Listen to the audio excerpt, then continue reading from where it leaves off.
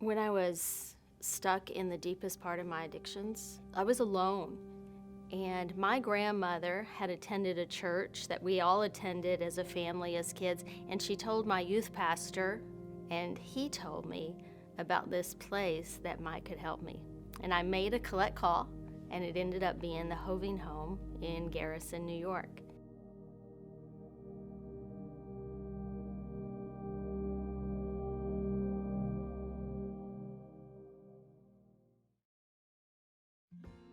I'm Beth Greco, CEO and President of Hoving Home.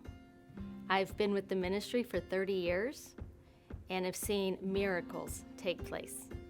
The mission of the Hoving Home is to build a loving community that empowers women to fulfill their God-given destiny. We serve women over 18 struggling with addiction. We also serve, in one of our programs, women with children, that's restoration without separation, as they come and their children live in residence with them. Since 1967, Hoving Home has had tens of thousands of women walk through the door with an opportunity to change their life. For those that complete and graduate our program, there's an 82% success rate for those that never return to their old way of life. I can remember in that first few weeks how hard it was, and I sat in a room one day with the staff, didn't believe at all that I could change, in fact was telling her I couldn't. And she looked over at me and she said, "You may not believe it right now, but would you hang on to my faith, because I believe that God can change your life." So like myself, many of our women come to just get sober. We think that's what we need. But when you come into a relationship with Jesus and your heart and life is transformed, you get so much more. You don't just get sober, you get peace, you get joy, you get hope, and that's what life transformation looks like. That you have this power to live that you never had before. When a lady enters the Hoving home, she enters into our phase 1, which is our crisis care.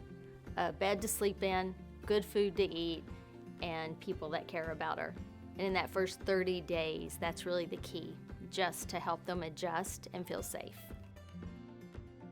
In the laying the foundation phase, the women will begin to work through the root causes of their addiction, while also learning about who Jesus is and what he can do for them and how he can change them.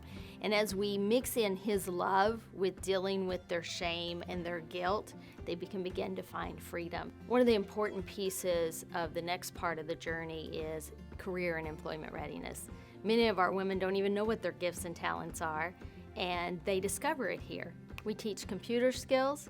People can get their driver's license, their GED. They can get mentoring, coaching, counseling.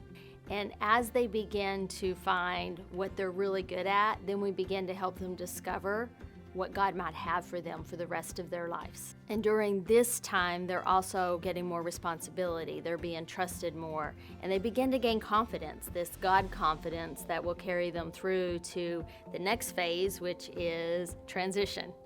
Living outside of the program, working a job, being responsible adults, and applying all of the scripture and everything that they've learned along the journey.